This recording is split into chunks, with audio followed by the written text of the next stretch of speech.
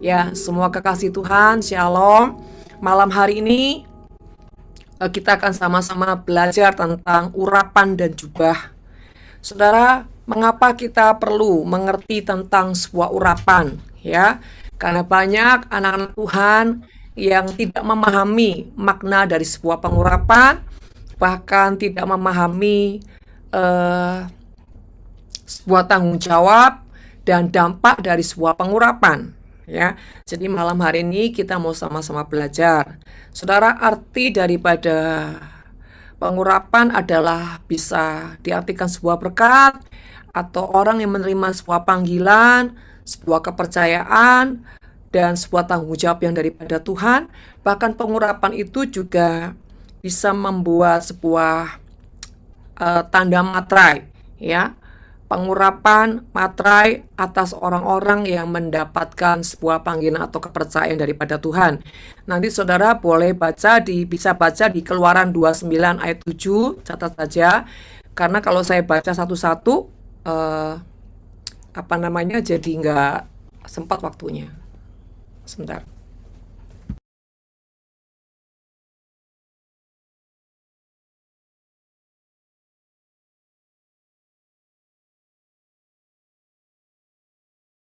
Oke, saudara, jadi bisa baca di Keluaran pasal 29 ayat 7 atau 2 Raja-Raja pasal 9 ayat 6. Nanti setelah ini bisa dipelajari secara pribadi.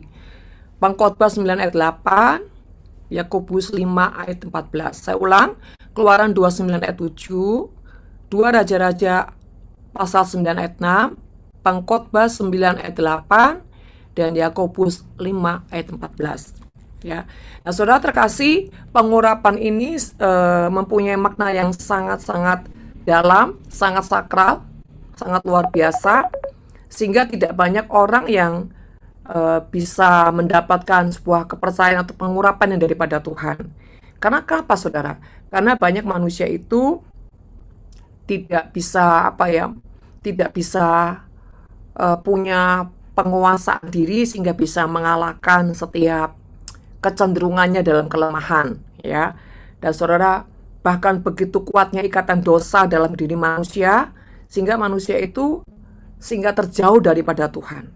Bahkan tidak mudah untuk menemukan seseorang yang hidupnya bisa dipenuhi dengan pengurapan yang daripada Tuhan. Artinya bisa mempertanggungjawabkan sebuah pengurapan, ya. Nah, saudara terkasih, bagaimana kita bisa melihat orang-orang yang benar-benar diurapi Tuhan, ya, seperti ada tertulis dalam firman-Nya, dari buahnya lah engkau akan mengenal pribadinya. Saudara, kita akan buka dalam 1 Samuel 16 ayat 13. 1 Samuel 16 ayat 13 dikatakan, Samuel mengambil tabung tanduk yang berisi minyak itu dan mengurapi Daud di tengah-tengah saudara-saudaranya. Sejak hari itu dan seterusnya, berkuasalah roh Tuhan atas Daud. Nah, saudara, sampai di sini. Jadi semenjak Daud itu diurapi, maka roh Tuhan berkuasa atas Daud. Nah, saudara, setiap pengurapan itu selalu identik mendatangkan kuasa yang daripada Tuhan turun atas orang-orang yang diurapi. Nah, sebab itu saudara, pengurapan itu tidak bisa kita anggap sebuah mainan, ya. Pengurapan itu adalah sangat-sangat punya nilai-nilai yang kudus, nilai yang sakral. Bahkan pengurapan itu harus dipertanggungjawabkan. Nah, tanda-tanda orang yang hidupnya dipenuhi dengan pengurapan yang daripada Tuhan, saudara. Nah, karena pengurapan itu tanda sebuah kepercayaan, pengurapan juga bisa tanda seseorang yang dimateraikan untuk sebuah panggilan. Pengurapan juga bisa membuat sebuah pengetahiran. Juga pengurapan itu bicara otoritas. Pengurapan juga bisa buat kesembuhan dan pemulihan. Tetapi pengurapan yang spesifik adalah tanda seseorang yang dipilih Tuhan, ditetapkan Tuhan untuk sebuah kepercayaan yang besar, ya. Nah, saudara, orang yang diurapi itu tandanya dia akan punya hati yang siap menghadapi segala masalah atau tantangan dalam kehidupan. Dia akan mempunyai kesiapan mental yang sangat kuat dan tegar dalam menghadapi setiap ketenangan, saudara. Dan saudara, orang-orang yang diurapi, saudara, selalu akan melewati masa-masa yang tidak mudah, ya. Apalagi kalau orang itu ditabiskan, ya. Orang itu terima panggilan Tuhan, orang itu terima kepercayaan Tuhan. Ini contoh kalau yang seringkali terjadi di Nafiri itu gini. Ketika Tuhan ingin mengurapi anak-anaknya untuk sebuah mandat untuk melakukan kasih. Kenapa Tuhan itu mengurapi? Supaya ada kekuatan, ya. Jadi pengurapan itu tanda daripada kuasa Tuhan yang diturunkan, ya, yang dilimpahkan, dihibahkan kepada orang-orang yang Tuhan pilih, ya. Jadi makanya pengurapan itu tidak boleh dipermainkan atau dibuat main-main, saudara, ya. Pengurapan itu tanda sebuah kekuatan Tuhan atau kuasa Tuhan yang sedang dipercayakan pada seseorang. Nah, saudara, dan ketika kita ini menerima pengurapan seperti firman Tuhan tadi dalam Samuel, sejak hari itu dan seterusnya berkuasalah Roh Tuhan atas Daud. Nah, ketika kita diurapi, disitulah, ya, berkuasalah Roh Tuhan atas orang-orang yang diurapi. Nah, tapi pada faktanya kenapa seringkali anak-anak Tuhan yang sudah diurapi, mereka tidak mengalami seperti apa yang dialami Daud. Nah, ini permasalahannya, banyak orang itu tidak menyadari ketika pengurapan itu diberikan, ya. Detik itu mereka harus menjaga sebuah sikap hati, menjaga sebuah kesadaran, pengertian bahwa hidupnya sudah disertai Tuhan, sudah diurapi Tuhan, bahkan sudah diberikan jaminan kemampuan untuk melakukan apa yang Tuhan mau. Tapi seringkali manusia itu tidak menjaga kesadarannya bahwa dia sudah diurapi Tuhan, bahwa dia sudah tidak boleh bermain-main, bahwa dia harus menjaga kekudusan Tuhan, bahwa dia harus menjaga hubungannya dengan Tuhan, dia harus mengejar Tuhan lebih lagi. Nah, kebanyakan orang-orang yang di gereja begitu diurapi selesai, setelah itu mereka mengabaikan, mereka melupakan. Ya, mereka tidak sungguh-sungguh menjaga pengurapan itu, sehingga makanya banyak sekali mereka akhirnya jatuh lagi dan jatuh lagi. Karena apa? Iblis seringkali menghembuskan sebuah tipu daya atau mengalihkan fokus-fokus yang terpenting, sehingga banyak orang itu mengabaikan makna kuasa daripada pengurapan itu tersendiri, ya. Jadi Bapak Ibu terkasih, sekali lagi, pengurapan itu bicara sesuatu yang dipercayakan Tuhan, sesuatu yang diturunkan Tuhan, ya. Bicara kuasa, kemampuan, bicara kekuatan, otoritas yang Tuhan limpahkan, percayakan, alirkan kepada orang-orang yang menerima pengurapan. Ya, jadi pengurapan itu kudus, pengurapan itu sakral, pengurapan itu adalah tanda menghadirkan Tuhan dalam hidupmu. Ya, jadi ketika kita diurapi, mulai belajar mengubah mindsetnya bahwa saya sudah dipenuhi Roh Tuhan, bahwa saya tidak sendiri, saya ini tidak bisa seenaknya. Ya, ada kekudusan Tuhan dalam hidup saya. Bahkan yakini bahwa pengurapan itu akan membuat engkau dimampukan melakukan apa yang manusia biasa tidak bisa melakukan. Jadi engkau harus meyakinkan hatimu ketika kau diurapi. Detik itu juga ada kuasa Tuhan yang menyertai engkau. Ada kuasa Tuhan yang berdaulat atas hidupmu. Ada kuasa Tuhan yang membuat engkau mengalami sebuah kemenangan. Dan seketika engkau diurapi, jangan heran Bapak Ibu, kita tuh akan menghadapi tantangan demi tantangan, proses demi proses, ya, masalah demi masalah. Kenapa? Tujuannya adalah supaya engkau mulai mengaktifkan kuasa Tuhan tadi. Caranya bagaimana kita mengaktifkan kuasa Tuhan? Tentu saja kita ini harus hidup dalam firman. Ya, karena firman itu akan menuntun kita. Firman akan membukakan sebuah kebenaran demi kebenaran. Firman akan membuat kita diperlengkapi dengan senjata senjata ilahi, dan firman akan membuat kita punya hikmat. Ya. Nah, saudara terkasih, sekali lagi pada saat kita diurapi, maka saudara ya, di dalam roh kita itu sebenarnya kita punya kekuatan yang daripada Tuhan. Nah, yang terpenting adalah kita harus menyadari bahwa kita sudah diurapi Tuhan, sudah diperlengkapi Tuhan, dan kita harus menyiapkan hati kita, menyiapkan mental kita, ya, menghadapi segala sesuatu. Saya tidak dengan kekuatan saya tidak sendirian, tapi ada Tuhan yang menyertai saya, bahkan roh Tuhan sudah menguasai saya. Kalau pemahaman itu benar-benar tertanam di hatimu, bahkan di pengertianmu, maka engkau akan siap menghadapi apapun. Bahkan mentalmu akan menjadi kuat. Menghadapi apapun kau akan tegar.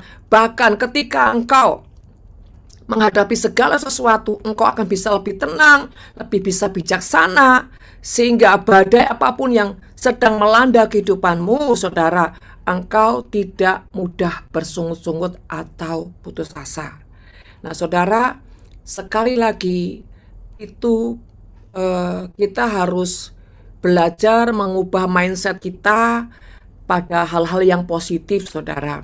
Bahkan mengatur setiap kesiapan hati kita bahwa saya sudah diberikan Tuhan kekuatan. Ya, tentunya saudara terkasih, kita mulai membiasakan hidup ini bergaul dan bergantung dengan Roh Kudus selain daripada firman Tuhan, ya. Nah, saudara terkasih, yang kedua, kalau tadi itu tanda-tandanya orang yang diurapi menghadapi segala sesuatu, dia punya kesiapan hati. Dan saudara, ketika menghadapi segala sesuatu, dia punya mental yang kuat, mental yang bijaksana, mental yang lebih dari pemenang. Tetapi syaratnya dia harus bergaul dengan firman Tuhan. Dia harus bersungguh-sungguh mengandalkan Tuhan. Yang kedua, orang yang diurapi itu dia akan selalu tenang dan berserah kepada Tuhan.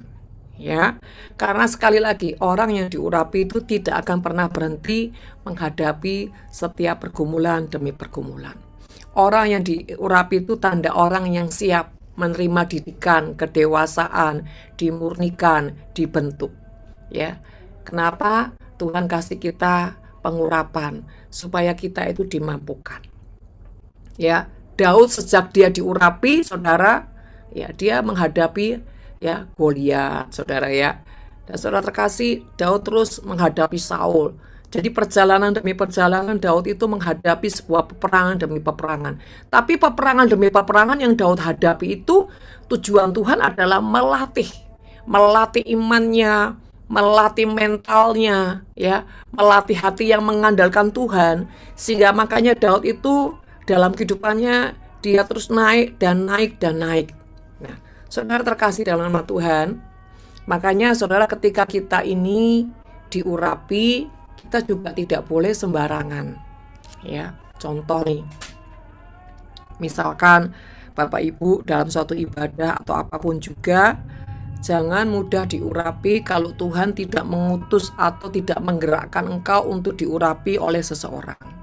Karena pengurapan itu contohnya, kalau Bapak Ibu perhatikan, baik di perjanjian lama, perjanjian baru, ya Samuel lah, saudara, Paulus, Petrus, Yohanes, saudara. Mereka itu mengurapi siapapun selalu ada perintah Tuhan dulu.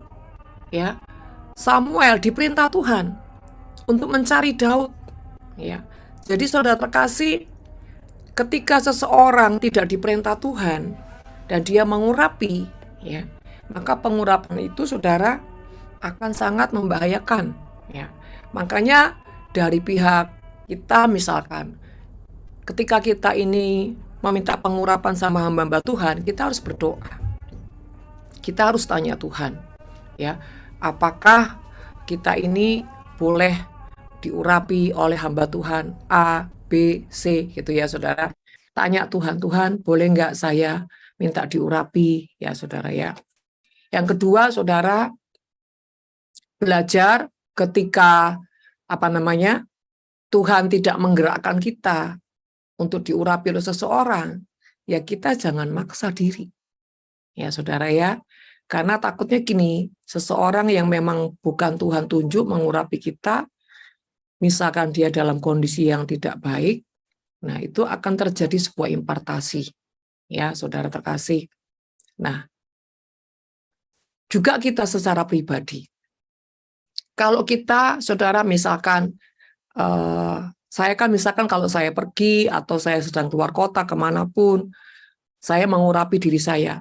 Ketika saya mengurapi saya sendiri aja, saudara, saya harus memastikan bahwa saya dalam kondisi yang baik-baik saja, bukan dalam kondisi saya yang marah. Ya, demikian juga kalau perjamuan, saudara. Kalau engkau lagi perjamuan, jangan langsung ambil roti dan anggur terus langsung minum, langsung makan, langsung minum, tidak boleh. Ya, roti dan anggur itu sesuatu yang sakral, tidak boleh sembarangan minum dan dimakan, harus doa, tahirkan hatimu. Ya, baru engkau bersekutu dengan tubuh dan darah Yesus. Demikian juga waktu kau pengurapan. Minta Tuhan kebaskan semua yang bukan daripada Tuhan, tahirkan, baru engkau boleh mengolesi tubuhmu atau kepalamu dengan minyak urapan. Ya, sekali lagi, minyak pengurapan itu tanda yang sakral, tanda yang kudus, tanda yang ilahi. Ya, saudara terkasih dalam nama Tuhan, dan orang-orang yang diurapi itu, saudara, selalu identik hidupnya dekat dengan Tuhan. Jadi saudara jangan suka cari pengurapan ke sana ke sini, tapi kau tidak punya hubungan dengan Tuhan. Percuma, saudara. Kalau kau nggak punya hubungan dengan Tuhan, itu sia-sia. Karena pengurapan itu tidak akan mengerjakan sesuatu apapun dalam hidupmu. Ya, saudara, pengurapan itu juga gini. Ketika kita diurapi, ya, kita itu harus mengubah mindset kita. Contohnya, saya diurapi Tuhan. Jadi sejak saat ini hidup saya itu disertai Tuhan. Hidup saya harus jauh lebih banyak berubah untuk mengalahkan semua kelemahan demi kelemahan saya. Demikian juga kalau kau perjamuan kudus, ya, jangan asal-asal perjamuan kudus, jangan dilakukan sebagai rutinitas yang tidak membawa sebuah pengertian sehingga itu tidak membawa dampak. Ketika kau bersekutu dengan tubuh darah Yesus, kau harus punya keyakinan bahwa Tuhan, tubuh dan darahmu ini akan terus mengubahkan hidupku menjadi orang-orang lebih mengerti, lebih dewasa, punya kehambaan, dan hidup di dalam firman Tuhan. Selalu sertakan ya kebenaran-kebenaran yang keluar dari pengertian hikmat Tuhan, yang kau deklarasikan, yang kau yakini, dan kau hidupkan. Saudara, ketika kau melakukan itu semua dengan pengertian, dengan iman, ya, dengan sebuah komitmen, saudara, tubuh dan darah Yesus itu pun juga akan bisa mengubah hidupmu, saudara. Ya, demikian juga minyak pengurapan.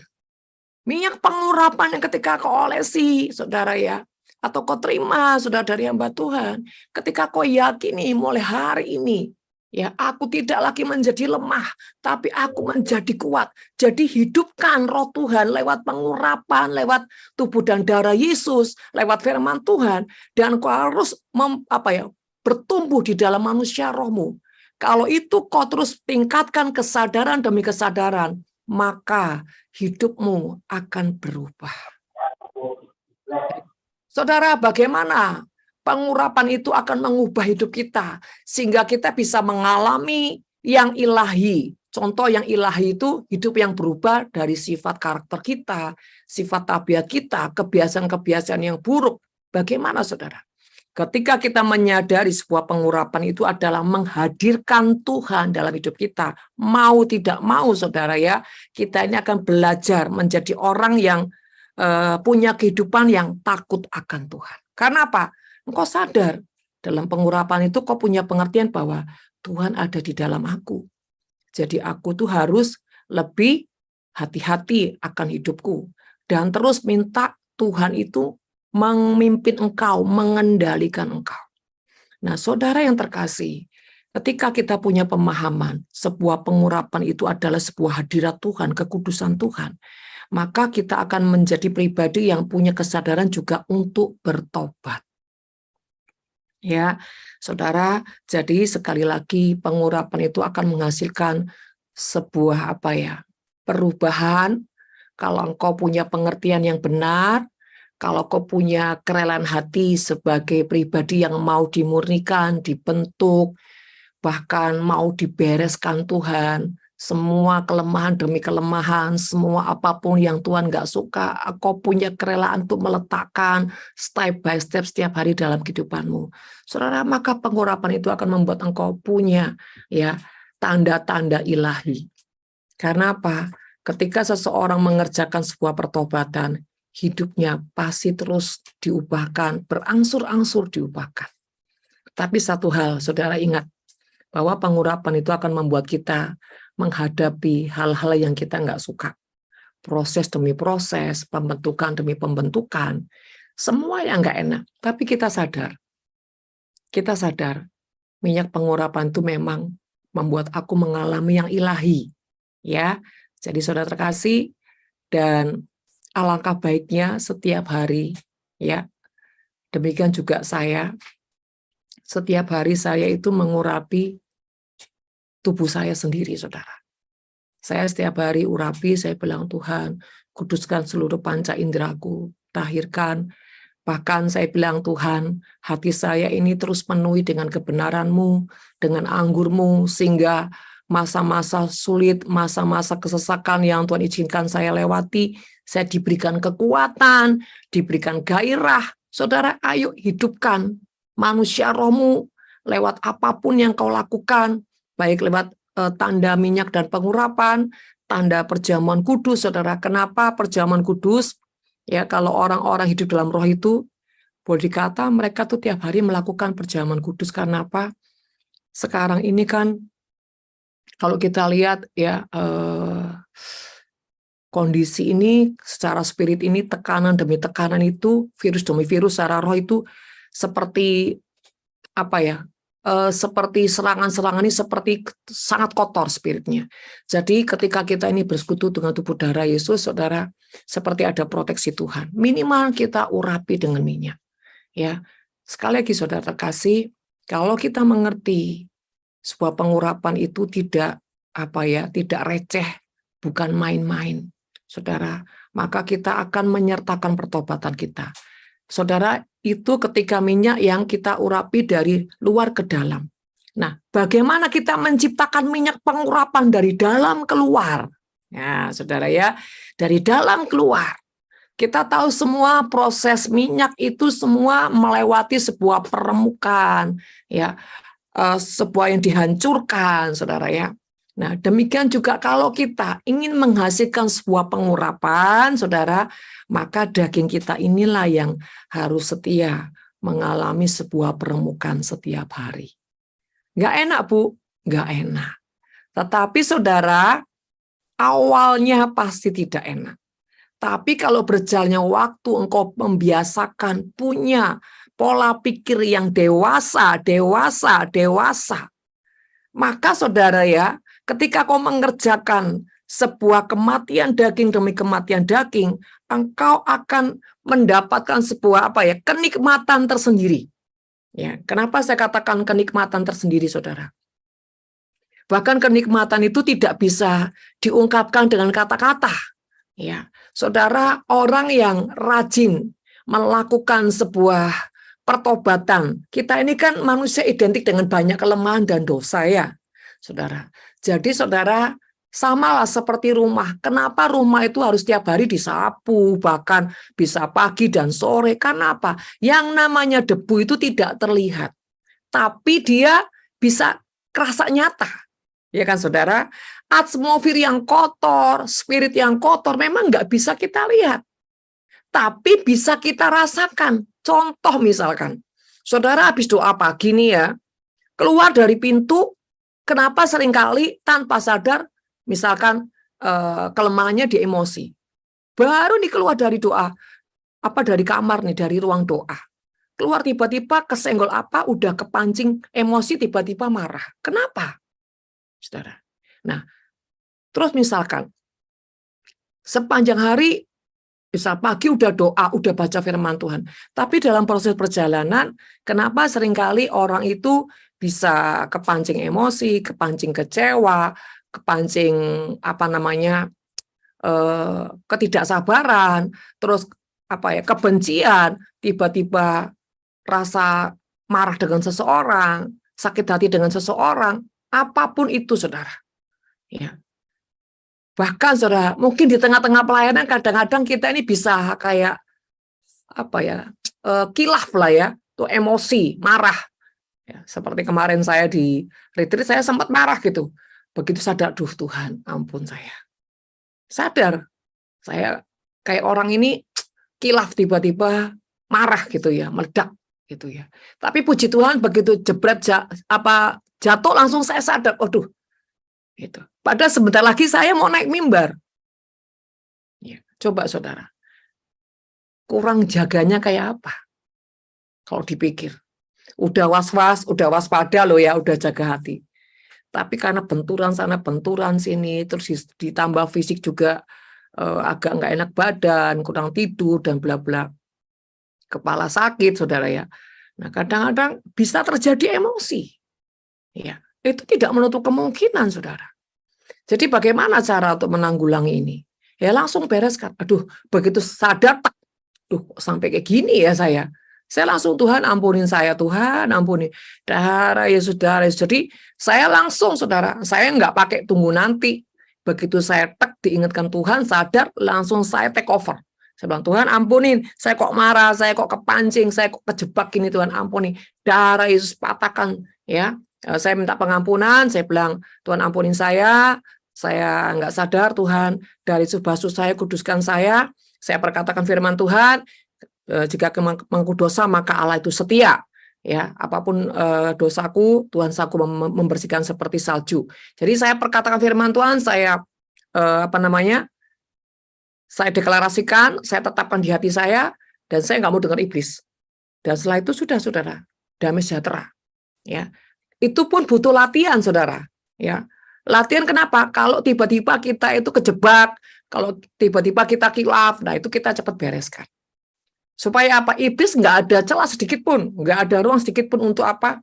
Mengintimidasi kita. Nah, saudara terkasih, itu peperangan-peperangan yang seringkali di roh ya, kita hadapin. Misalkan di tengah jalan, udah berusaha hati-hati, ada orang yang nyalip. Terus kita sakit hati. Duh, gitu ya. Itu kan udah kayak mau marah, mau apa gitu ya. Itu harus cepat bereskan. Saudara, yang paling sering itu ketika di jalan-jalan. Itu kan, waduh, serangan spirit itu pasti banyak lah yang namanya di jalan ya. Nanti nggak sabarnya orang, kita disalib orang, atau kita udah hati-hati tiba begini. Itu kesel hati, ya. Jangan dibiarkan, atau jangan dianggap remeh. Ya, emosi yang terpancing itu harus cepat dibereskan. Kalau enggak, nanti dalam hitungan menit ya atau jam bisa kena lagi, saudara. Berikutnya, ya. Jadi saudara, kita itu harus rajin sapu bersih yang di hati kita, di jiwa kita, di panca indera kita. Ayo latih membersihkan setiap saat. Ya, kalau saudara sudah terbiasa untuk mensteril apapun dalam dirimu, maka hatimu atau di dalam jiwamu itu akan ada ketenangan. Ya, engkau enggak akan membuat iblis itu punya tempat, tidak ada celah untuk iblis tempat nongkrong di jiwamu. Nah, saudara, itu yang dimaksud kita menghasilkan pengurapan yang dari dalam keluar. Ketika kita ini menyangkal diri, ketika kita melakukan sebuah peremukan, kedagingan, ketika kita ini jadi orang memikul salib, saudara, itu menghasilkan sebuah pengurapan. Ya, orang yang tinggi hati, cara bagaimana dia menghasilkan minyak pengurapan? Ya rendah hati. Pokoknya lawan kata gitu, saudara ya. Orang yang nggak sabar, ya belajar sabar. Orang yang pelit, belajar murah hati. Itu caranya kita menghasilkan sebuah pengurapan. Ya, coba saudara, lakukan. Nanti ya tanpa sadar, saudara ya. Kalau kau rajin di situ, engkau itu cuma nyembah satu kalimat, 2 kalimat, saudara. Di dalam hatimu tuh akan ada sebuah ketenangan, ada sesuatu yang mengalir, ada kehidupan, ada roh Tuhan, ada cintanya Tuhan, ada hikmat, ada banyak hal yang tentang Tuhan itu benar-benar kita bisa merasakan. Ya, coba dilatih dan menjadi kebiasaan, jadi gaya hidup. Ya, itu namanya membangun manusia roh. Ketika engkau terbiasa membangun manusia roh, tanpa sadar engkau berkomunikasi dengan Tuhan itu akan jauh lebih mudah. Engkau ngobrol sama Tuhan itu enggak kayak orang diragukan atau meragukan, Tuhan dengar enggak ya? Tuhan enggak akan punya keraguan itu, karena setiap hari, setiap saat engkau itu rajin melakukan apa? Sebuah peremukan di daging atau istilah kematian daging. Nah, jadi harus rajin, saudara. Sapu bersih. Misalkan, saudara, mata kita ini jadi mata yang jahat, suka menghakimi, mata yang suka curiga. Belajar, Tuhan kuduskan mataku supaya tidak menjadi mata yang jahat, mata yang menghakimi, mata yang mencurigai orang. Coba, saudara, belajar. Ketika engkau terus latih dan latih dan latih, nanti ketika kau latih di tempat-tempat tertentu kelemahanmu, lihat, nanti matamu ini bukan hanya mata yang tidak menghakimi, bukan mata yang tidak curiga, tapi punya ketajaman yang ilahi. Engkau punya cara pandang yang benar-benar ajaib, saudara. Misalkan engkau dihadapin Tuhan dengan masalah, engkau tuh bisa lihat ya jauh ke depan, masalah ini akan menghasilkan ini, akan menghasilkan ini. Engkau akan bisa melihat. Yang kedua, cara pandangmu itu, saudara ya, akan bisa melihat hal-hal yang positif, bahkan engkau bisa melihat dengan kacamata Tuhan. Jadi kacamata Tuhan itu gini, ketika melihat orang yang jahat, cara pandangmu bukan lagi menghakimi, tapi kok bisa lihat belenggu-belenggu yang mengikat pribadi orang tersebut. Sehingga engkau akhirnya kasihan dengan orang itu. Kasihan ya, aku melihat dia tuh seperti dirantai, seperti diikat. Nah, seperti itu, saudara. Mata. Dan mata ini, ya ketika kau menyembah, engkau tuh mudah untuk melihat hal yang supranatural. Engkau mudah untuk melihat hal-hal yang surgawi. Engkau akan mudah melihat hal-hal yang ilahi. Ya, saudara terkasih. Jadi di mana kelemahan-kelemahan panca indramu, ayo setiap hari latih untuk dibersihkan, dikuduskan. Hasilkan pengurapan lewat mengerjakan sebuah pertobatan. Ya, misalkan matanya yang suka lihat-lihat situs porno, ayo mulai punya keputusan, bahkan kepingin nggak lihat, pokoknya keputusan nggak lihat, tiba-tiba ya notifikasi lewat, langsung jebret, ditolak. Ya, jangan dikasih celah, jangan dikasih ruang. Kita harus punya keputusan. Mulut yang suka gosip, langsung begitu rasanya ada kegerakan untuk ngomongin orang, langsung dikat. Aku nggak mau ngomongin orang. Aku nggak mau ngegosip. Bahkan mulut yang suka bohong. Ada orang-orang tuh gini, saudara. Bu, saya tuh nggak pengen bohong. Tapi kenapa suka tiba-tiba keluar aja kebohongan itu? Itu karena ada kutuk, saudara. Jadi bagaimana? Setiap hari tahirkan mulutmu. Lewat apa, saudara? Diurapi. Tuhan, kuduskan mulutku menjadi mulut yang menyatakan kebenaran Tuhan, kuasa Tuhan, firman Tuhan, otoritas Tuhan, kekudusan Tuhan, bahkan mulut yang menciptakan keajaiban, menciptakan kasih, menciptakan damai sejahtera. Ya, nah, saudara, kalau kau rajin mengurapi mulutmu, lihat, apapun yang kau doakan, apapun yang kau lepaskan, itu menjadi kehidupan. Karena apa? Mulut yang terus dikuduskan akan mendatangkan kuasa. Firman Tuhan bilang, hidup dan mati itu ditentukan oleh lidah. Makanya kita nggak boleh sembarangan sama lidah. Juga telinga, saudara. Telinga yang suka dengar gosip, telinga yang suka nggak dengar, nggak benar. Mulai biasakan, biar telingaku hanya mendengar suaramu, Tuhan. Tiap hari berkati seluruh panca indramu. Bersihkan. Nah, itu caranya kita menghasilkan minyak pengurapan lewat hidup kita. Saudara yang terkasih dalam nama Tuhan, di dalam Yesaya pas 61 ayat 1 ya. Tujuan orang yang diurapi, ya. Diurapi itu bukan untuk gaya-gayaan, diurapi bukan untuk jadi orang yang sakti-saktian, tapi diurapi itu adalah sebuah tanggung jawab. Yesaya 61 ayat 1. Roh Tuhan Allah ada padaku oleh karena Tuhan telah mengurapi aku. Ia telah mengutus aku untuk menyampaikan kabar baik kepada orang-orang sengsara dan merawat orang-orang yang remuk hati, untuk memberitakan pembebasan kepada orang-orang tawanan dan kepada orang-orang yang terkurung kelepasan dari penjara. Orang yang diurapi punya sebuah tanggung jawab untuk membawa pembebasan, ya, untuk membawa damai sejahtera, untuk membawa saudara ya kelepasan. Ya, jadi diurapi itu bukan untuk gaya-gayaan, bukan untuk sakti-saktian, tetapi kita membawa dampak hadirat Tuhan, membawa dampak karakter Kristus, membawa dampak damai sejahtera Tuhan, membawa dampak ya surga turun ke bumi. Ya, jadi Bapak Ibu terkasih, pengurapan itu punya sebuah tanggung jawab. Ya, Lukas 4 ayat 18.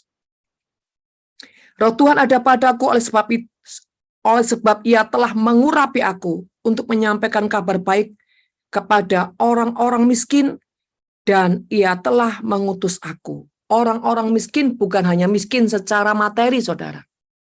Miskin secara mental, miskin secara iman, saudara ya. Miskin secara ya karakter, saudara. Kita itu mempunyai sebuah tanggung jawab sebagai orang-orang yang diurapi. Artinya gini, orang yang diurapi, dia tidak hidup untuk dirinya sendiri. Dia hidup untuk berbagi dan menjadi berkat buat orang lain. Dia hidup untuk membawa dampak buat orang lain. Ya. Dan orang yang diurapi itu bertanggung jawab menghadirkan Tuhan dimanapun dia ada. Karena apa? Urapan itu melambangkan hadirat Tuhan, kuasa daripada Tuhan. Ya. Dan orang yang diurapi tidak boleh punya mental yang sakit. Ya, Saudara, mental sakit itu seperti apa? Ketakutan, tidak percaya diri, minder, itu enggak boleh. Ya. Kalau engkau diurapi tapi kau enggak pernah sembuh di mentalmu, itu masalah besar, saudara. Kenapa? Kenapa setiap kali pengurapan tidak menjadi dampak? Kenapa pengurapan seringkali tidak menjadi fakta, realita yang nyata dalam kita? Karena kita tidak meningkatkan kesadaran itu, bahwa saya adalah orang diurapi. Nah, mulai sekarang, mulai tingkatkan kesadaran itu. Tingkatkan pengertian bahwa urapan yang Tuhan pada saya itu harus mengubahkan saya. Jadi harus membawa motivasi hatimu. Ya, hati ini harus punya motivasi, meningkatkan sebuah kesadaran, meningkatkan sebuah pengertian untuk membalikkan keadaan. Ya, seperti itu. Saudara perhatikan orang-orang yang diurapi, ya, selalu dituntut sebuah tanggung jawab. Saudara, ada orang-orang yang diurapi, dia tidak mempertanggungjawabkan pengurapan itu dan ujungnya hidupnya mengerikan. Ya, contohnya siapa? Saul. Yuk, kita baca dan 1 Samuel 15 ayat 17 sampai 19. Demikian firman Tuhan. Ayat 17. Sesudah itu berkatalah Samuel, bukankah engkau, walaupun engkau kecil pada pemandanganmu sendiri, telah menjadi kepala atas suku-suku Israel, dan bukankah Tuhan telah mengurapi engkau menjadi raja atas Israel? 18. Tuhan telah menyuruh engkau pergi dengan pesan, pergilah tumpaslah orang-orang yang orang berdosa itu, yakni orang Amalek, berperanglah melawan mereka sampai engkau membinasakan mereka. 19. Mengapa engkau tidak mendengarkan suara Tuhan? Mengapa engkau mengambil jarahan dan melakukan apa yang jahat di mata Tuhan? Saudara terkasih, Saul adalah orang yang dipilih Tuhan untuk membawa keselamatan buat bangsa Israel. Menjadi raja.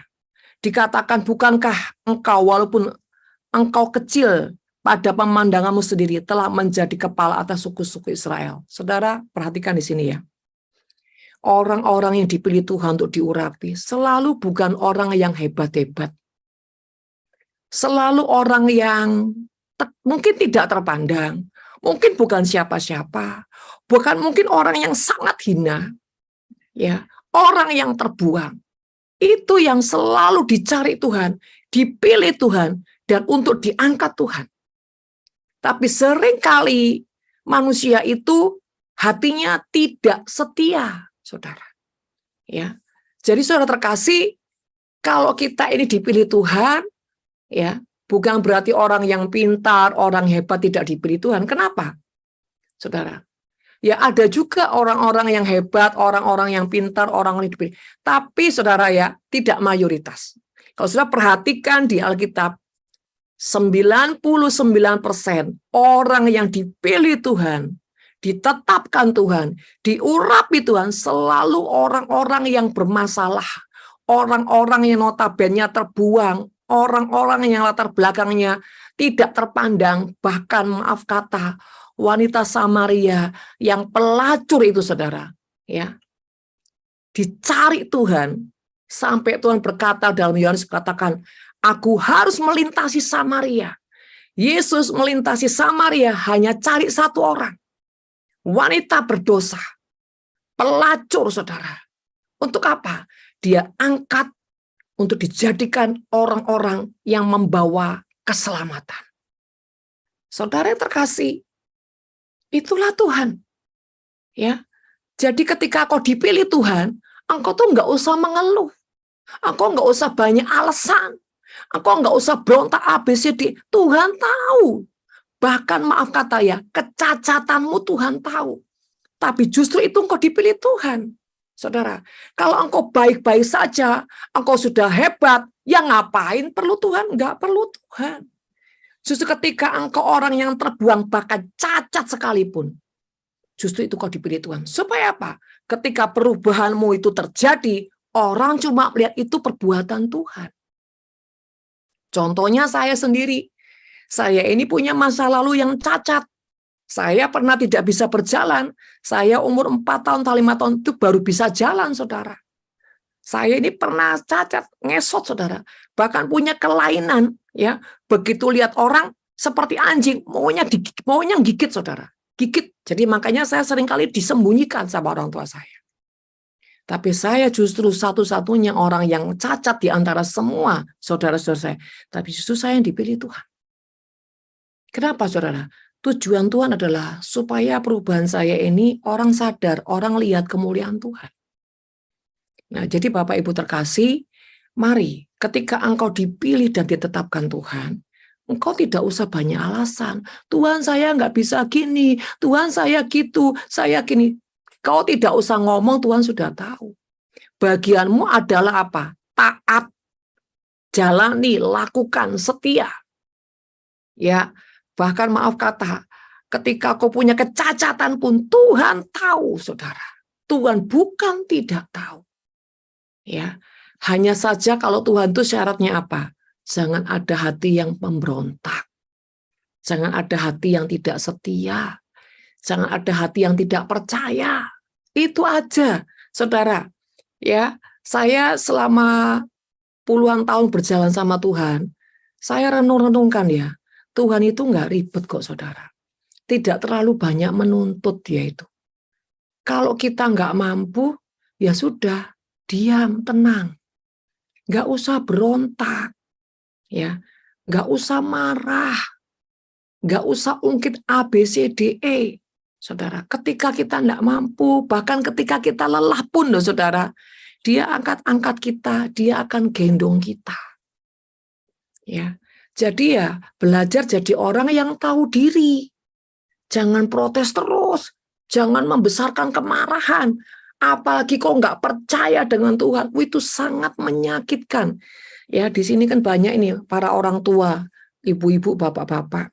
Kalau anakmu bilang gini, aku nggak percaya kalau mama sayang mbak aku nggak percaya kalau papa sayang mbak aku, itu sakit hatinya gimana coba? Ya, Ketika orang tua sudah melakukan banyak hal, terus anak bilang gini, aku nggak percaya, mama sayang aku tak, aku kok nggak merasa sih? Itu aja udah bikin sakit hati, saudara, betul nggak? Nah, bagaimana Tuhan? Ya, gimana Tuhan, saudara? Saudara terkasih, tadi siang saya ngobrol ya sama Lilis, saya bilang gini, Tuhan itu luar biasa. Ya, Tuhan itu tahu bakal manusia itu pasti ya banyak berontaknya. Tapi toh dia tetap memutuskan untuk turun ke dunia, tujuannya menyelamatkan manusia.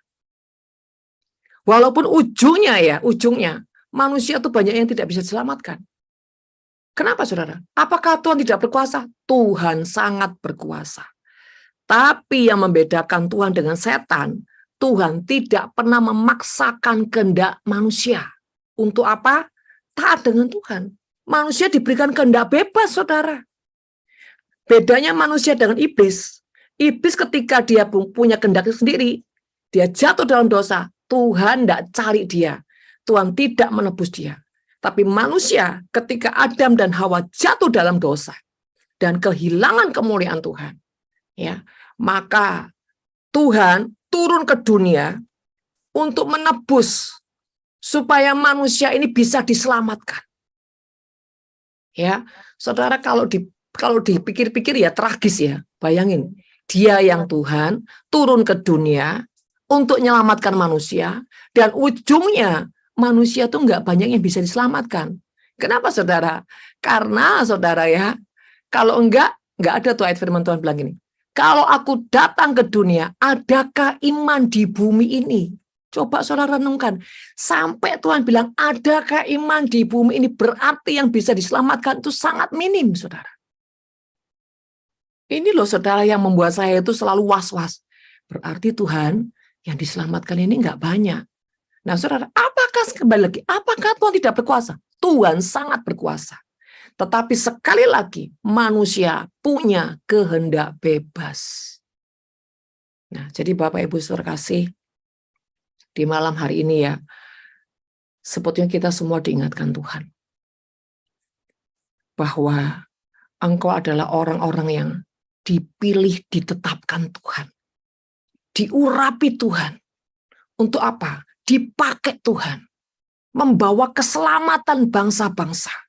Jadi intinya kita ini bukan hanya dipilih untuk diselamatkan, tapi kita akan diangkat, dipercaya Tuhan, dimuliakan Tuhan, saudara, supaya lewat hidup kita, manusia atau dunia melihat kemuliaan Tuhan.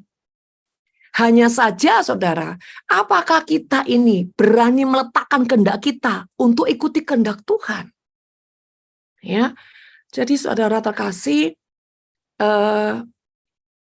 waktu lalu ketika mamanya Teresa dipanggil Tuhan pulang ke surga, di situ Tuhan tuh ngingetin saya gini. Makanya coba perhatikan, kalau aku terus sounding hal yang sama dan itu saja, berarti ada sesuatu yang akan terjadi. Pada saat itu Tuhan bilang gini, memang saya itu dikasih Tuhan itu hati untuk menyampaikan, ayo pemulihan keluarga, ayo sentuh keluarga, ayo mengerjakan pertobatan, ayo melakukan sentuhan-sentuhan supaya kita bisa menjadi pribadi yang menyembah Tuhan. Ayo hormati orang tua. Nah, saudara terkasih, ketika terjadi sama Teresa, saya bilang gini sama dia, Tuhan itu baik. Ya, waktu mamamu ulang tahun hari Minggu, kamu masih sempat bawa dia pergi membahagiakan dia. Bahkan ketika mau nafas terakhir, kok ya pas kamu tuh masih di rumah, kamu tidak pergi, kamu belum keluar pulau. Ya, kalau misalkan kamu sudah berangkat kerja aja, terus terjadi mamamu meninggal, kamu nggak tahu, itu gimana? Atau kamu sudah berangkat ke Ternate, misalkan. Ya, jadi saudara kasih, jadi dia dikasih kesempatan untuk diberikan waktu apa? Menyenangkan hati mamanya. Ternyata itu yang terakhir, saudara. Saya kalau lihat peristiwa-peristiwa itu langsung saya, aduh, betapa mengerikannya ya hidup ini. Nah, saudara terkasih, makanya saudara terkasih, Tuhan tuh hari-hari ini ingin kita ini fokus untuk, ayo memulihkan keluarga, mendidik keluarga, mempersiapkan anak-anakmu, ya, membuat anak-anak kita ini hidup takut akan Tuhan, hidup tidak boleh sembarangan, ya, menjadi orang-orang yang mengerjakan pertobatan, karena kita tidak tahu akan terjadi seperti apa ke depan. Nah, kembali lagi Bapak Ibu, minyak pengurapan, ya, ada saatnya kita diurapi dari Tuhan kepada kita. Saudara, itu benih. Tapi pengurapan itu harus dipertanggungjawabkan. Itu benih. Benih itu harus dipertumbuhkan. Sampai dia bertumbuh, sampai dia berbuah. Hidup kita ini, saudara, ya, sebetulnya adalah sumber pengurapan. Kenapa, saudara? Karena ketika kita diurapi Tuhan, lewat hamba-hamba Tuhan, saudara, ya, dan kita mengerjakan sebuah pertobatan yang membuat peremukan di daging, membuat kita dimurnikan, membuat kita dibentuk, itu menghasilkan pengurapan, ya, dan ada Roh Kudus di dalam kita, maka disitulah kita juga bisa menjadi sumber pengurapan. Buktinya apa? Ya, buktinya ketika kita misalkan dipakai Tuhan untuk tumpang tangan orang sakit sembuh, saudara, ya, untuk melayani jiwa-jiwa, dan Tuhan itu impartasi Roh Tuhan ada pada jiwa-jiwa yang kita layani. Itu artinya kita jadikan salurannya Tuhan. Kita punya kuasa. Bahkan, saudara, ya, ketika kita ini mempercayai sesuatu yang kita doakan, kita deklarasikan, kita lepaskan dengan kata-kata iman, itu terjadi. Kenapa? Mulut kita punya kuasa. Mulut kita ada urapan. Mulut kita ada minyaknya Tuhan. Ada kuasa Tuhan. Nah, selanjutnya, saudara, bagaimana kalau kita ini menghasilkan minyak pengurapan yang membawa keintiman kita dengan Tuhan? Ya, bagaimana kita bisa punya keintiman dengan Tuhan? Kita bisa punya minyak narwastu dengan Tuhan. Saudara terkasih, saya mempelajari minyak-minyak yang dioleskan dan diurapkan kepada Tuhan itu adalah minyak narwastu. Kenapa minyak narwastu, saudara? Minyak narwastu ini minyak yang sangat mahal. Ya, dan narwastu ini dihasilkan dari sesuatu yang tidak mudah. Dan narwastu ini baunya ketika dituang itu bisa semerbaknya itu bisa satu ruangan, saudara. Wangi sekali. Saudara, ketika satu kali Tuhan itu mengajarkan kepada saya begini. Kenapa Tuhan itu berkenan kepada pelacur yang mengurapi kaki Tuhan? Karena pelacur ini berani, saudara, menumpahkan harta yang terbaik, ya, harta yang sangat dia cintai, yaitu minyak narwastu. Harta yang termahal dalam hidupnya. Bahkan dia melepaskan harta yang bahkan bertahun-tahun, saudara, dia kumpulkan. Ketika dia bertemu dengan Tuhan, semuanya dituangkan, bahkan dilepaskan, dicurahkan tanpa ada yang tersisa. Ya. Dan Tuhan bilang itu baunya kemana-mana. Ya, saudara. Dan Tuhan berkata apa? Itu adalah pribadi yang begitu setia, memberikan hidupnya, meletakkan pengorbanan demi pengorbanan yang tanpa batas. Saudara, itu melambangkan pribadi Rut. Ya, Rut ini mengabdikan diri kepada janda yang miskin, yang tidak punya harapan. Sudah miskin, tidak punya harapan, kepahitan. Karena Naomi itu orang yang sangat pahit. Ketika dia kembali, saudara, ke bangsanya, dan orang memanggil dia Naomi, dia bilang gini, stop, jangan panggil aku Naomi, panggil aku Mara. Karena apa? Tuhan sudah naik banding dengan aku. Ya, ini orang yang kepahitan. Saudara, bayangin, saudara, kalau kita ini ya mengabdi sama orang, nggak usah mengabdi lah. Engkau bergaul sama orang yang pahit aja, saudara. Tidak lama, engkau akan tertular dengan roh kepahitan itu, kebencian, dan di dalam roh kepahitan itu pasti ada roh apa? Roh kematian, roh bunuh diri. Orang yang pahit, saudara, itu seperti orang bunuh diri. Orang yang pahit tidak bisa menghasilkan apapun. Semua dalam hidupannya pasti mengalami kematian. Makanya, saudara, orang yang kepahitan itu bahaya sekali. Semua dalam hidupnya itu pasti mati, saudara. Mau dia kerja, mau dia berusaha apapun, bahkan dia membangun rumah tangga, selalu ujungnya adalah kematian. Bayangin saudara, itu akan terjadi impartasi. Tapi Ruth, ya, dia berani saudara meresikokan dirinya untuk mengabdi loh pada orang yang rohnya sedang mengalami kematian. Orang yang mengalami kematian itu kebenciannya itu akan mengakar. Nah, tapi saudara, ketika Ruth punya keputusan mengabdi kepada Naomi, ya, dia tidak memberi dirinya, ya, dibawa arus oleh gelombangnya Naomi. Tetapi bagaimana dia itu menciptakan sebuah gelombang lewat hidupnya. Dia mengabdi, saudara. Dengan cara bagaimana dia mengabdi? Menafkahi Naomi dengan apa? Mencarikan makan, saudara. Memelihara Naomi dengan apa? Memungut jelai-jelai gandum, saudara. Di tengah-tengah bangsa Yahudi yang dimana dia juga meresikokan diri ketika dia ada di tengah-tengah orang yang tidak selevel, ya, dengan dia. Artinya orang yang pasti dia akan mengalami yang namanya dihinakan. Dan ujungnya saudara, ketika Ruth ini, bahkan sampai satu kali Ruth itu diperintahkan untuk menghampiri Boas di tengah malam, di ladangnya. Ya, saudara, bahkan disuruh untuk apa? Menyingkapkan, ya, selimut di kaki Boas. Untuk apa? Dia supaya mengalami apa? Perjumpaan dengan Boas. Meresikokan diri sampai singgahnya pada saat Boas itu sudah bicara sama Ruth, Boas memberikan nasihat pada Ruth begini. Besok jangan sampai matahari matahari itu muncul. Jadi gelap-gelap engkau sudah harus pulang. Supaya apa? Engkau tidak terlihat orang. Sebetulnya Boas sudah tahu. Kalau sampai ini kelihatan orang, waduh, bakal dirajam. Artinya saudara ya, Ruth bukan cuma memberikan pengabdiannya kepada Naomi, tapi dia meresikokan nyawanya. Segitu percayanya, saudara, Ruth ini sama Naomi, saudara. Ya. Nah, saudara terkasih, pribadi-pribadi seperti ini yang dicari Tuhan. Kesetiaanmu, nak, kepercayaanmu padaku. Bahkan ketika kau berani meresikokan apapun dalam dirimu untuk melakukan kehendakku. Ini, saudara, yang Tuhan cari. Seorang yang berani meletakkan harga sebuah keintiman dengan Tuhan. Ya, saudara, orang yang punya keintiman dengan Tuhan itu letaknya ada di ruang Maha Kudus.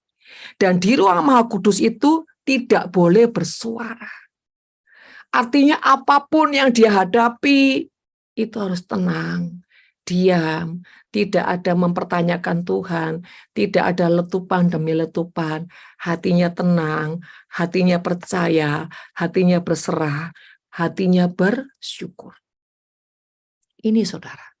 Nah, ini akan menghasilkan sebuah minyak-minyak pengurapan keintiman. Dan nanti hidupmu tuh seperti wanginya itu saudara ya, akan membawa pengaruh yang besar. Ya, saudara, jujur, saya sedang merindukan di situ. Makanya saudara, saya bilang sama Tuhan, saya mau Tuhan seperti itu. Ya, terlepas saya nggak tahu apapun nanti itu yang akan meresikokan diri saya, saudara. Tapi saya bilang saya mau Tuhan. Saya mau meresikokan apapun untuk Tuhan. Ya, saudara terkasih, dan ini tidak mudah, saudara. Tidak mudah untuk mencari orang-orang yang seperti Ruth, orang-orang yang seperti Esther, berani meletakkan semuanya dan pusat hatinya hanya kepada Tuhan dan hati Tuhan dan tidak kepingin yang lain, saudara. Ya, itu memang tidak mudah, itu langkah, saudara. Tapi bukan berarti tidak ada. Bukan berarti tidak ada.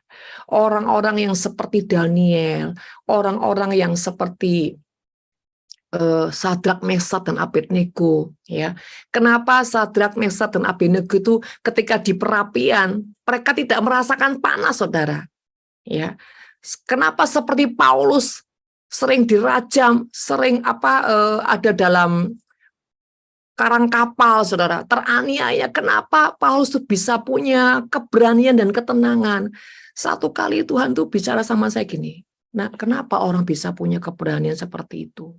Ya, ternyata saudara, ketika kita ini menjadi orang yang terlatih, terbiasa untuk meletakkan semua kedagingan kita, di situ akan termanifestasi kemuliaan Tuhan. Dan kemuliaan Tuhan ini akan membuat rasa sakit itu jadi tidak terlalu sakit.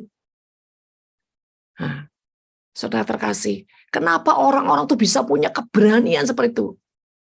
Ternyata itu, ya. Kenapa Daniel itu ketika di gua singa dia nggak punya ketakutan, bahkan singa itu nggak berani, saudara, menggigit dia. Ternyata ada bungkus kemuliaan yang menyelimuti orang-orang yang diurapi, yang berani meletakkan hidupnya. Dan saya tuh teringat, saudara, ketika saya di Papua. Nah kan saya sering, saudara, yang namanya parang itu di leher saya. Ketika saya di Kalimantan, parang juga kena leher saya. Kenapa pada saat itu saya tuh bisa begitu tenangnya, tidak ada sedikit pun ketakutan, saudara. Bahkan kalau saya merenungkan sekarang, saya jadi ingat, iya ya, kalau suruh kembali lagi mungkin saya takut kali ya. Tapi pada saat itu kenapa saya nggak takut, saudara? Sama sekali tuh nggak ada rasa takut. Ternyata pada saat kita punya keputusan untuk meletakkan diri kita, ya, berani mempersembahkan di mezbahnya Tuhan, ada kemuliaan itu yang melindungi kita, membungkus kita. Jadi itu di daging tuh nggak ada rasa sakit, nggak ada rasa takut, saudara. Ya, bahkan saudara terkasih, kalau ada orang-orang yang berani meletakkan hartanya, bahkan misalkan gini ya, seperti Ibu Incipto, dia berani meletakkan, saudara, ya, apa namanya itu, prestasinya atau masa depannya. Begitu selesai kuliah, ijazahnya langsung dirobek, saudara, ya, dibuang ke sampah. Loh, itu kan masa depan.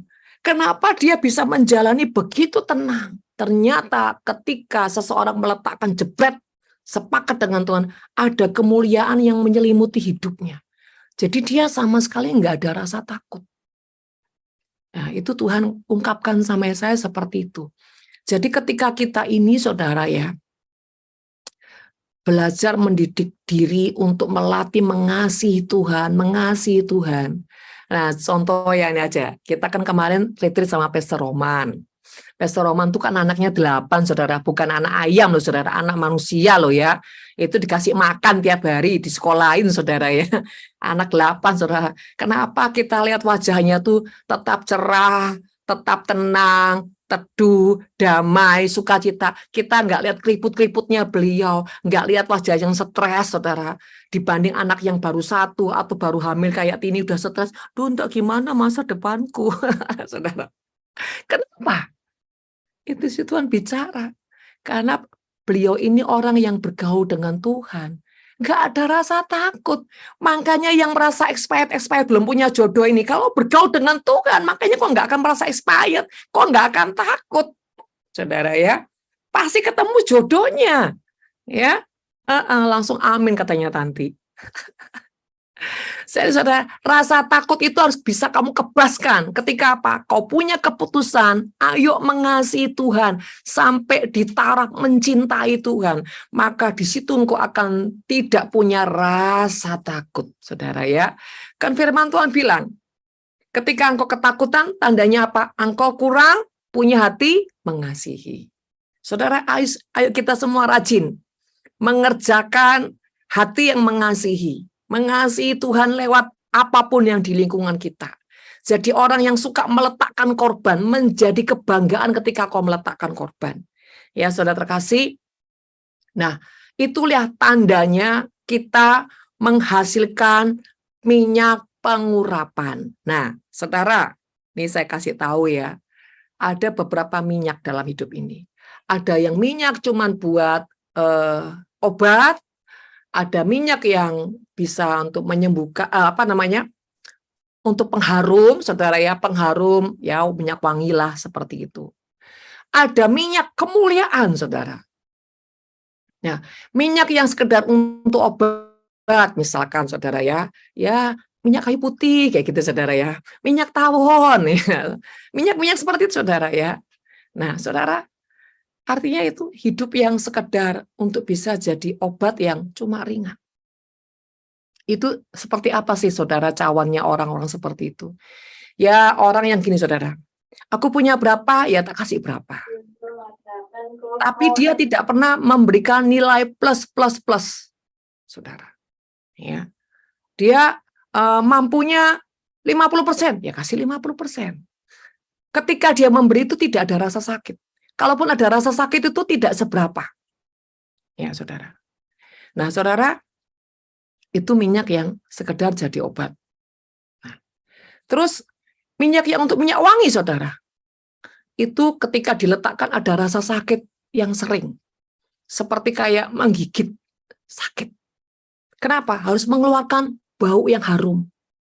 Harus membawa bawa kemuliaan nama Tuhan.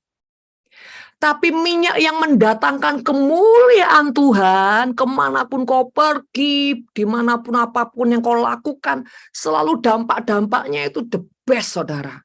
Bahkan dampaknya itu tanpa perkataan. Ya, itu minyak yang seperti apa? Orang yang meletakkan korban dengan utuh. Apapun yang Tuhan mau, apapun yang Tuhan minta, ketaatan demi ketaatan, dia tidak pernah mikir panjang. Begitu dia tangkap, begitu dia tahu, begitu bahkan harga dirinya, saudara, bahkan nyawanya sekalipun dia taruh, saudara. Itu yang mendatangkan minyak kemuliaan, saudara. Jadi Bapak Ibu terkasih, yuk ya, minyakmu itu sekedar minyak untuk obat, ya, bicara yang kau letakkan korban, tapi tidak terlalu sakit, biasa aja. Tapi apakah engkau menjadi orang yang selalu rasa sakit itu kau letakkan? Ya, 50 rasa sakit kau letakkan. Yang terakhir kemuliaan tuh 100% rasa sakit kau letakkan semua. Ya. Dan saudara terkasih, itu pilihan kita. Nah, gimana dengan anggur, saudara? Bedanya ini ya, saudara, saya tidak planning padahal, tapi Tuhan akhirnya bawa ke sini. Anggur juga gitu, saudara. Ada anggur yang seperti buah, cuma disajikan, saudara, di meja seperti buah, dimakan. Tapi ada anggur yang jadi minuman, saudara. Ya. Ada anggur yang jadi obat juga, saudara ya. Obat yang diminum, tapi juga bisa ada kenikmatan. Nah, saudara terkasih, seperti anggur yang disajikan Ester. Ya, anggur yang membuat pesta. Pesta itu bicara apa? Tuhan itu bangkit dengan sangat senang.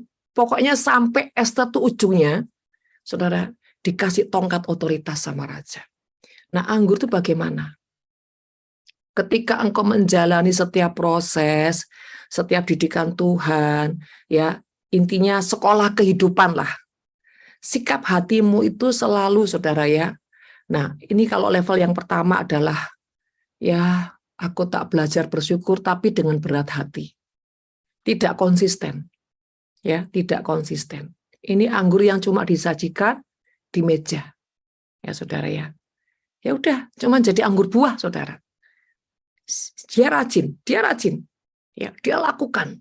Tapi, ya itu tadi, saudara. Tidak ada nilai yang bobot lah ya. Ya, artinya gereja taat, rajin, pelayanan oke, semua. Tapi tidak punya bobot. Bobot yang artinya tuh prioritas lah. Segala sesuatu nilainya prioritas. Tidak ada itu. Nah, yang kedua adalah anggur yang bisa jadi obat. Ini mulai punya prioritas yang baik. Wah, ini untuk Tuhan. Tak dulukan ya, supaya ini jadi yang terbaik, Saudara, ini anggur yang jadi obat. Ya. Terus anggur yang mendatangkan kemuliaan, sampai raja itu mabuk dalam tanda kutip ya. Kayak orang itu nggak sadar, akhirnya semuanya otoritasnya dia tuh diserahkan ke kita. Contohnya Ester. Ester dikasih tongkat emas. Artinya gini, kenapa raja memberikan tongkat estafet itu sama Ester? Ester tuh ngadakan pesta, saudara, yang terbaik itu bukan sekali, bukan 2 kali, saudara. Dan yang kedua, Ester menahan semua rasa sakitnya. Jadi gini saudara, dia bukan hanya bicara prioritas. Ya saudara, prioritas gini loh. Misalkan saudara ya, aku punya seberapa, tak kasih semua, jebret. Nah, ya kayak misalkan Bu In tadi, hidupku Tuhan tak kasih buat pengabdian. Ya, pokoknya apa yang Tuhan tak kasih semua, tidak apa-apa wis. Tapi kalau yang namanya kemuliaan ini bicara nyawa saudara. Ibarat gini, tak kasih semua ke Tuhan, aku nggak diberkati juga nggak apa-apa kok Tuhan. Aku nggak punya ekspektasi apa-apa sama Tuhan. Ekspektasiku cuma hatinya Tuhan. Ini makanya Esther saudara. Kenapa Esther ini jadi orang yang terima tongkat Tuhan? Awal dia, ketika dia menjalani sebuah nominasi, itu dia sudah menang. Kenapa? Sementara gadis-gadis yang lain fokus dengan perhiasan, kekayaan raja. Esther enggak menjamah semua itu. Dia cuma fokus dengan hatinya raja. Dan ketika ada peristiwa kedua di mana bangsanya sudah terancam kematian, Esther sekali lagi fokus dengan apa? Hatinya raja. Fokus dengan apa? Bangsa yang diselamatkan. Sampai dia bilang gini, kalaupun aku harus mati Tuhan, matilah enggak apa-apa aku. Nah saudara, ini yang dimaksud anggur kemuliaan. Saudara, firman Tuhan berkata, siapa yang takut kehilangan nyawanya akan kehilangan nyawanya. Tapi barang siapa yang tidak takut kehilangan nyawanya, tidak akan kehilangan nyawanya. Saudara, itulah minyak pengurapan dan itulah anggur. Dan bagaimana dengan jubah, saudara? Ya, jubah itu adalah perbuatan-perbuatan kita. Ya, saudara, ada banyak jubah, saudara, ya, yang Tuhan tuh bisa berikan kepada kita. Salah satunya jubah di dalam Lukas pasal yang ke-15 ayat 22. Peristiwa anak yang terhilang, saudara ya. Demikian firman Tuhan. Tetapi ayah itu berkata kepada hamba-hambanya, lekaslah bawa kemari jubah yang terbaik, pakaikanlah itu kepadanya, dan kenakanlah cincin pada jarinya dan sepatu kepada kakinya. Pakaikanlah jubah, saudara ya. Jubah yang terbaik. Saudara, ini bicara hidup yang dipulihkan. Dari orang yang berdosa, ketika dia bertobat, dipulihkan, dia akan mengenakan jubah yang menjadi status untuk dipulihkan sebagai anak. Saudara, ini jubah pemulihan, ya, jubah pertobatan. Tapi ada jubah-jubah, saudara, yang lain.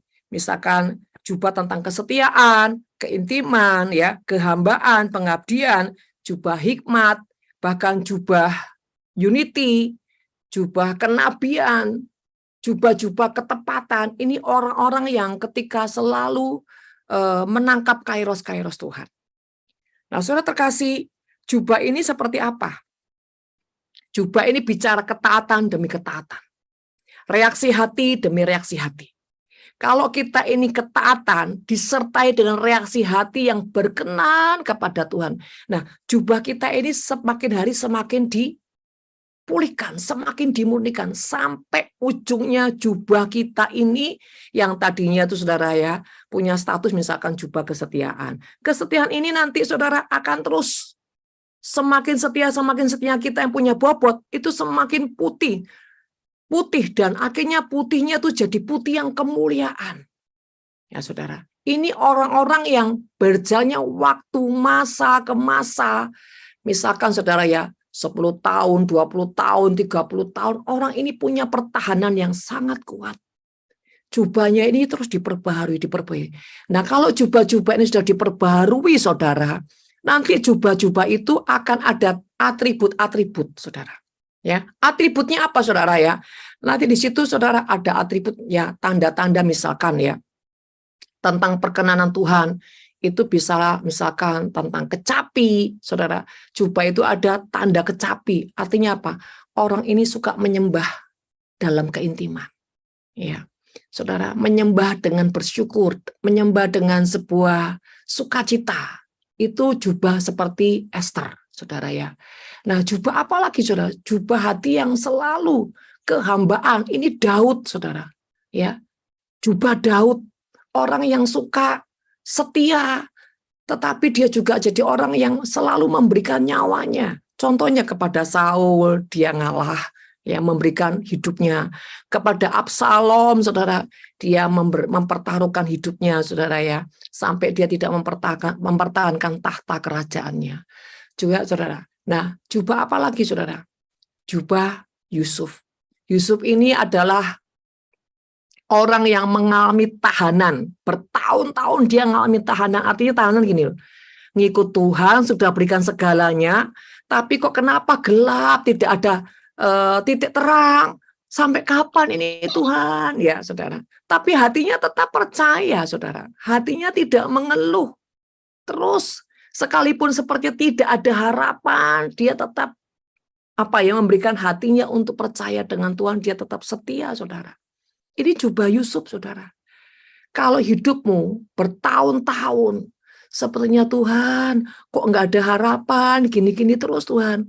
Tapi coba cek, sekalipun secara manusia, sepertinya engkau tidak ada harapan, tapi cek di hatimu, adakah perubahan-perubahan di karaktermu, di hidupmu, ya, bahkan di perubahan-perubahan rohanimu, kedewasaanmu, apakah itu ada perubahan? Kalau di situ ada perubahan, itu tandanya bukan berarti engkau tidak ada harapan, tetapi Tuhan sedang mendandani yang di dalam. Saudara, saya ini seringkali melihat orang-orang yang begitu setia dengan Tuhan. Jubahnya, gaunnya itu semakin sekian tahun, semakin berjalannya tahun, saudara, permata-permata itu semakin, saudara, dipenuhi. Nanti permata-permata itu dari yang permata kecil, sampai nanti permatanya besar. Nanti kalau permatanya sudah penuh, saudara, jubahnya di-upgrade lagi, lebih indah, lebih indah, lebih indah. Sampai, saudara, satu kali ada orang yang jubah pengantinnya itu, gaun pengantinnya itu mahkotanya. Mahkotanya itu di-upgrade terus, di-upgrade. Ini apa? Bicara pikiran yang selalu positif dengan Tuhan. Saudara, kalau mahkota itu sudah tahap apa? Tahap pikiran. Pikirannya tuh nggak ada pikiran lain selain Tuhan, selain Tuhan. Ya, jadi saudara, kalau gaun itu awalnya polos dari jubah sampai berjalan waktu itu sampai ibarat gini, dari pelataran ke ruang kudus. Ya, dari ruang kudus ini masih jubah, saudara. Begitu masuk ke ruang Maha Kudus, ini jadi gaun pengantin. Nah, dari gaun pengantin ini terus di-upgrade, ada permata demi permata, saudara ya. Nanti kalau terus dia semakin bertumbuh masuk ke dalaman Tuhan, ujungnya dia mulai ada apa?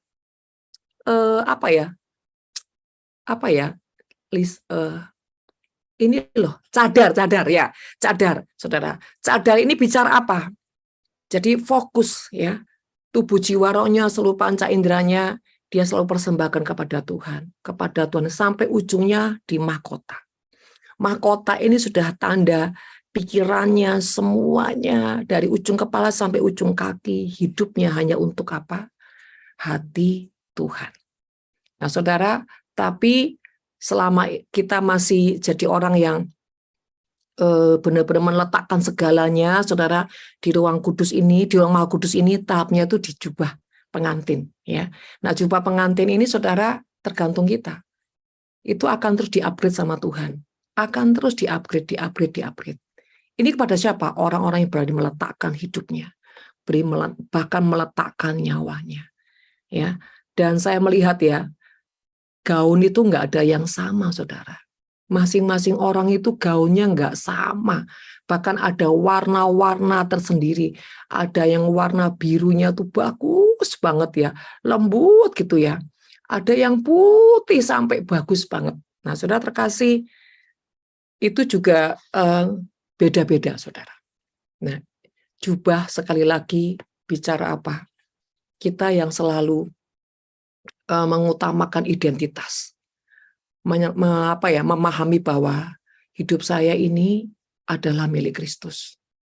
Ya, jubah dikerjakan juga karena kita rajin mengerjakan pertobatan. Jadi saudara, identitas kita ini semakin jelas, semakin jelas, semakin jelas. Ini juga bicara, saudara, pengurapan itu selalu disertai jubah. Pengurapan selalu disertai jubah. Kalau kau mengerjakan pengurapan, jubahmu akan diperbarui. Jubahmu akan diperbarui. Jubah apa? Kehambaan, kesetiaan, banyak hal. Jubah itu banyak macamnya, saudara. Ya, jadi saudara terkasih, Dan ujungnya setiap kita ini akan disempurnakan Tuhan, dan ujungnya kita akan semua akan memakai apa? Gaun mempelai.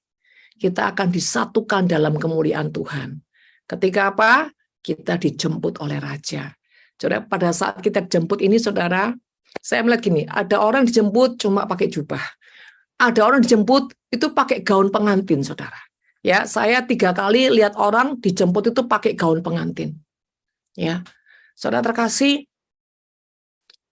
contohnya itu Om Ishak Leo.